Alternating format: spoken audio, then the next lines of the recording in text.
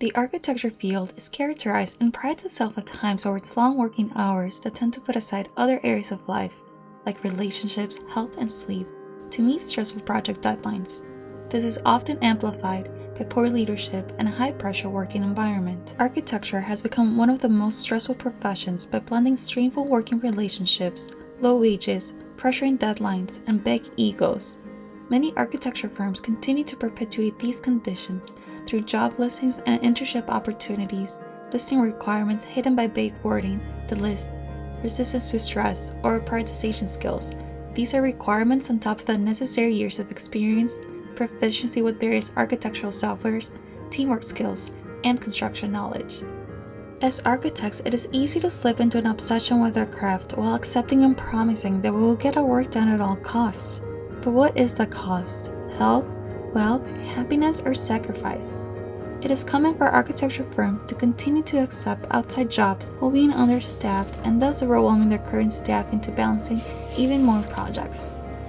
Acknowledging the red flags of a toxic architecture firm and calling them out is sometimes disregarded with the phrases that it will toughen you up as an architecture designer, or that it is part of the experience to grow. But if something in your current architecture office feels wrong or unfair, trust your instincts. You're probably right. In the next conversation, Mia and I talked about her experience working at a toxic architecture firm and how that affected her overall well-being and mental health. Mia is a junior interior designer and graduated from a Bachelor's of Arts in Interior Design in London in 2019. Having both Danish and Japanese heritage, she has worked at architectural studios in Tokyo as well as in Copenhagen to gain some experience as a designer. Here's her background story. I am an interior designer. I studied interior design in London. And since I was a student, I always aspired to work for an architect firm, especially as an architect. And the reason was it just looked so idealistic to work in that kind of workplace with well-known architects and famous buildings, and it looked really gorgeous to work in, right?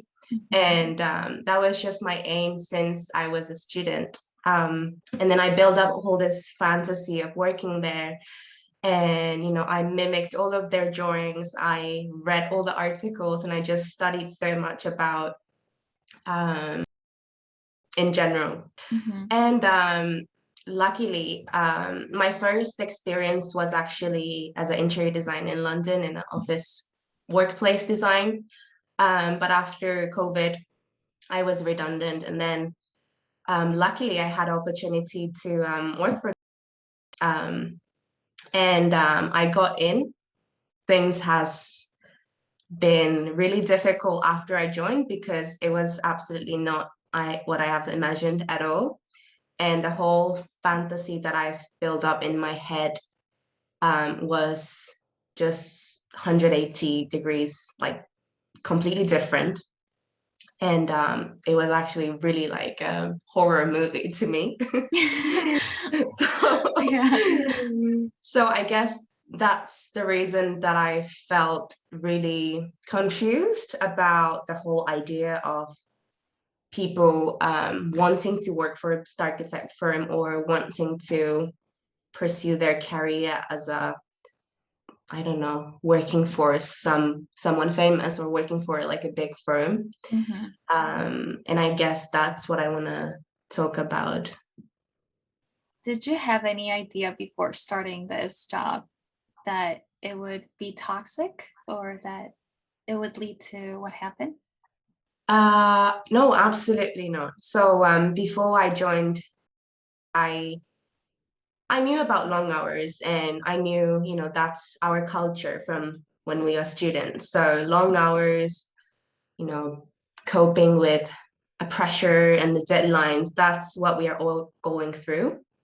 But I think to a certain extent, what I have experienced was too extreme and too non-human.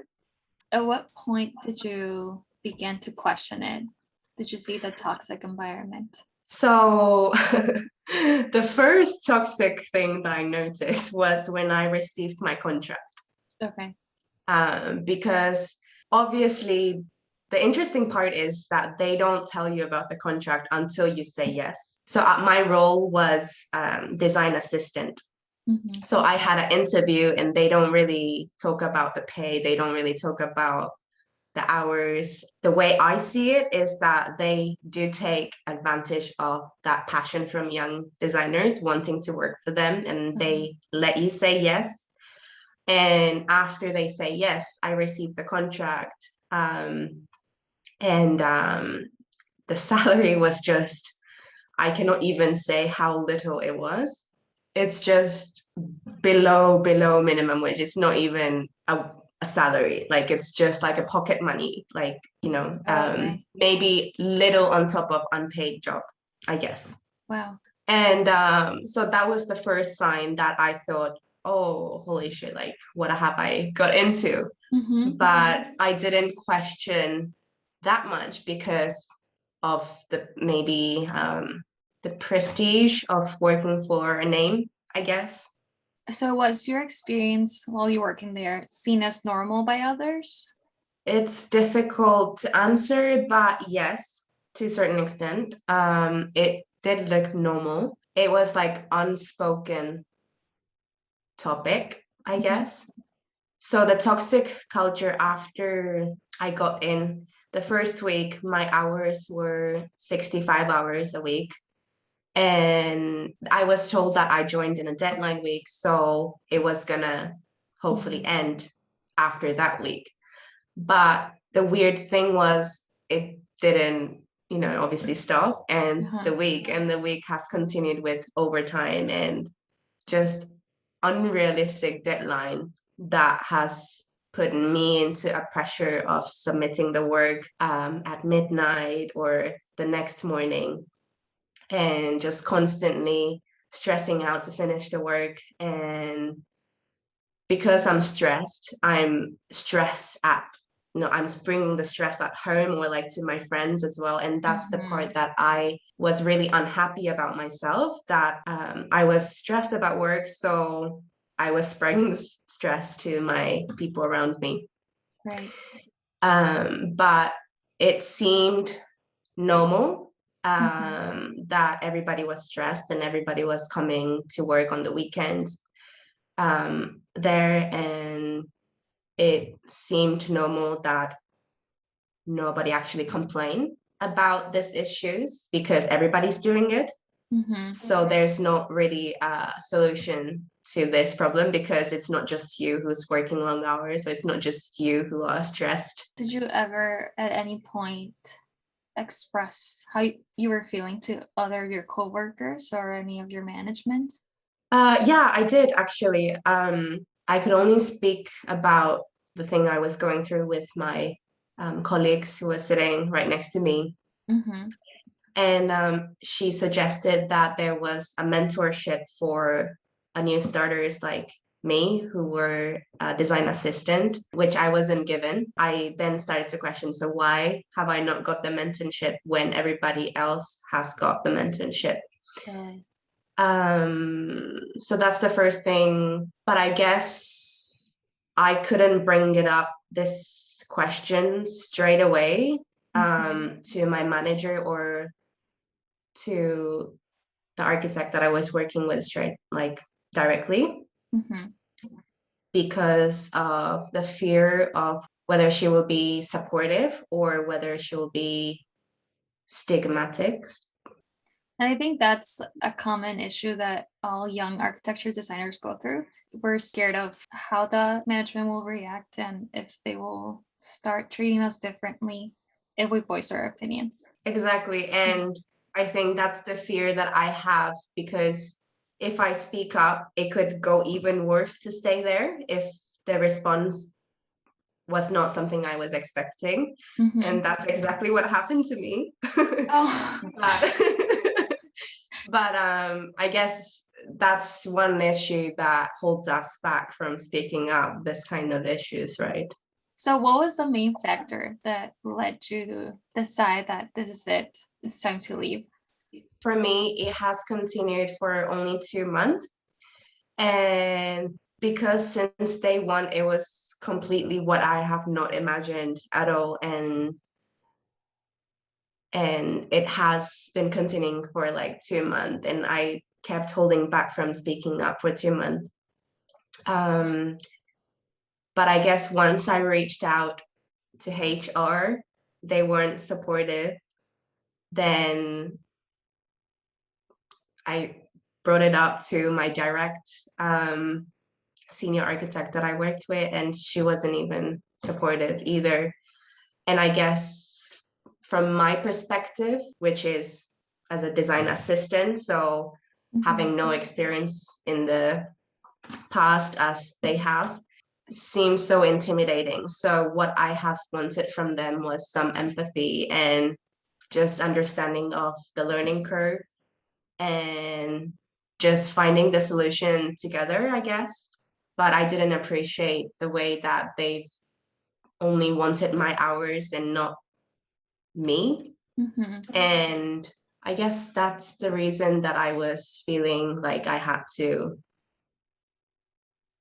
like I didn't belong there anymore. Now that some time has passed that you left the job, do you feel like you've changed your perspective now since when you first left? No, it hasn't. I still think that was really toxic environment that has drained my energy. And I don't see that differently after a while, even though it's some time ago. And I honestly believe they could have handled the situation much more better and more with an understanding manner. But I am actually happy that I can see that now from a different perspective. Like I can see that objectively. Oh, wow, like what have I experienced is really not okay. And I agree. It's just a shock to see how what you think it could look like in working in a big architect office is completely sometimes different experience once you're in. Right. And nobody speaks about it. And I think that's the main part that I want to encourage like students to not fantasize about working in certain company, because that's the scariest thing that I've experienced, just building up this whole fantasy, I guess. I think that's all I have for today. Yay. Thank you so much. Thank you. As you can see, a toxic architecture firm environment can happen anywhere. If you think you're currently in a toxic firm environment, I just want to say your feelings and thoughts are valid. I would ask yourself why you're there and why you started this journey, and carry those values with you moving forward. The red flags of a toxic architecture firm include being asked to stay extra hours without pay or notice given ahead of time, not being paid adequately or at all during an internship, and also not being treated with respect by your boss. If you are working within a toxic firm environment and it is being detrimental to your health, please quit and put your well-being first. I know that it's not always possible to leave immediately, so I would encourage you to create an action plan or outline some steps that would let you leave as soon as possible. Some factors you might need to consider include calculating how much money you need to save to be able to sustain yourself for a couple of months as you're transitioning between jobs, starting to send out resumes and work samples to architecture firms, and then beginning to interview with them. And also, you might need to take a break, and that's okay. Create a plan that works for you and that will allow you to do that even if it's just for a week. We'll end by saying this: if the plan doesn't work, change the plan, but never change the destination. Don't be afraid of change, embrace it. Keep in mind that the toxic work environment is not present at all firms, because there are some great firms out there for you. You just have to find the right fit. So don't be afraid to continue your path and craft or becoming an architect. Head over to Mia's channel linked below and see the second part of this video where I talk about my experience working in a toxic architecture firm. Also, if you had a similar experience, we would love to hear in the comments below and continue the conversation.